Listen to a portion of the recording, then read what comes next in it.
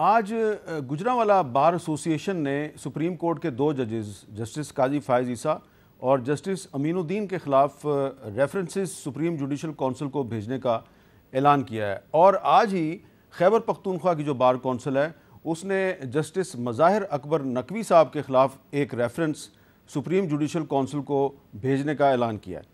अब तक जस्टिस मज़ाहिर अकबर नकवी साहब के ख़िलाफ़ 5 रेफरेंसेस जो हैं वो भेजे जा चुके हैं। और इसमें एक काबिल ज़िक्र पहलू ये है कि ये पहली दफ़ा उनके ख़िलाफ़ रेफरेंसेस फ़ाइल नहीं हुए। कुछ साल पहले 2016 में भी उनके ख़िलाफ़ एक रेफरेंस सुप्रीम जुडिशल काउंसिल को भेजा गया था और 19 अप्रैल 2016 को सुप्रीम जुडिशल काउंसिल ने मज़ाहिर अकबर नकवी साहब के ख़िलाफ़ शो काज नोटिस जो है वो लाहौर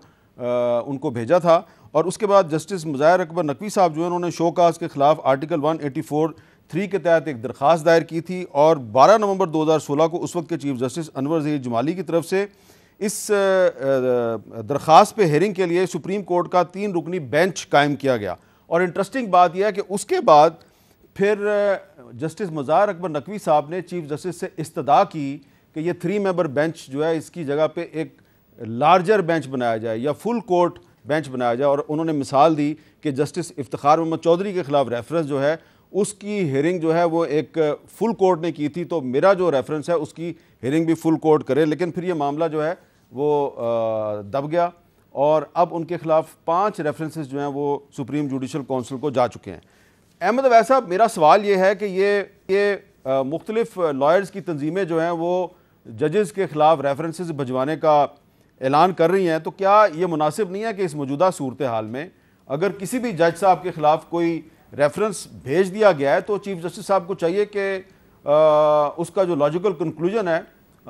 उस तक पहुंचा के तो जजेस के बारे में अगर कोई गलत फहमी है, कोई शिकायत है तो उसको दूर करें। देखिए, बात यह है कि अगर आप सुप्रीम जुडिशल काउंसिल में से मालूम करें तो वहाँ पे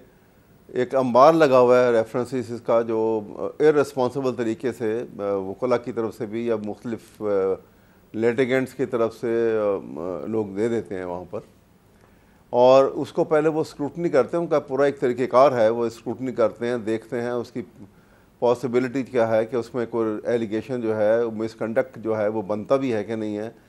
कितनी उसमें स्ट्रेंथ है उनकी और कितनी सपोर्टिंग डॉक्यूमेंट्स हैं कि जिससे साबित भी हो सके कि जो कुछ उनके ऊपर इल्ज़ाम लगा है वो इल्ज़ाम दुरुस्त भी है कि नहीं। ये सारी बातें हैं देखने की। लेकिन बहरहाल जब मामलात जिस अंदाज में हमारे मुल्क में चल रहे हैं तो ये सब तरफ ही एक इररेस्पॉन्सिबल एटीट्यूड है, इसको बहरहाल अवॉइड करना चाहिए। और हमें सबको मिल के एक देखिए, हमारे अदारे तो ख़ुद ही बनाए हुए ना, जब आइन बना है तो आइन के तहत जो अदारे बने हैं उनकी रिस्पेक्ट भी हमने क्रिएट करनी है और उनको स्ट्रेंथ भी देनी है। जब तक अदारे जो हैं वो मजबूत नहीं होंगे तो इंडिविजुअल मजबूत हो जाएगा जी, और इंडिविजुअल कमज़ोर होगा तो अदारे मजबूत होंगे। और इसी बुनियाद के ऊपर आप देखेंगे कि ये सारी दुनिया में जब अंग्रेज़ ने हुकूमत की थी तो उसने ये बुनियाद बनाई थी। और आप पीछे चले जाएं, 1500 साल पहले चले जाएं, अगर जब सारी दुनिया में एक बादशाह का निज़ाम था तो उस वक्त जब इस्लामिक स्टेट बनी थी तो वहाँ भी अदारों को और ये जो था काज़ुल क़ज़ा जो था चीफ जस्टिस को बड़ा मजबूत और ताकतवर बनाया गया था कि वो उसने हाज़र जो अमीर मोमिनीन को अदालत ने बुला लिया था एक से ज़्यादा मरतबा, और वो उनकी बाकायदा कंप्लाइंस भी हुई थी। तो बात यह है कि ये सूरत हाल जो है ये कोई हौसला अफजा भी नहीं है और हेल्दी एटीट्यूड भी नहीं है। बिल्कुल ठीक है। हमें इससे जो है इज्तनाब करना चाहिए और बड़े एहतियात से मामलात को आगे लेके चलना चाहिए, ख़ास तौर पे जिस हालात में अब हम इस वक्त गुजर रहे हैं, बड़ा ख़तरनाक टाइम है जी। अच्छा, मेरे ख्याल में इसको बहुत एहतियात से, बिल्कुल आप सही कह रहे हैं। अगर हमें इसको दिया